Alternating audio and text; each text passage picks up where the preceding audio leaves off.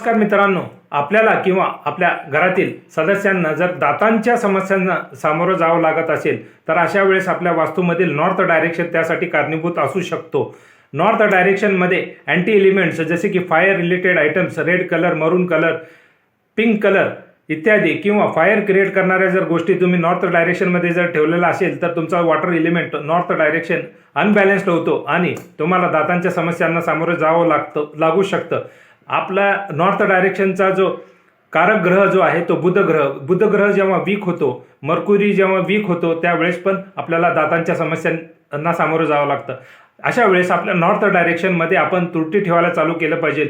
तसेच आपण जर नॉर्थ डायरेक्शनमध्ये अख्खा मुख जर ठेवायला चालू केलं तर आपला जो बुध ग्रह आहे, मर्क्युरी जो आहे तो स्ट्रॉंग व्हायला चालू होईल आणि हळूहळू तुम्हाला तुमचा जो दातांची समस्या आहे त्या दातांच्या समस्यांमध्ये सकारात्मक तुम्हाला बदल दिसायला चालू होतील।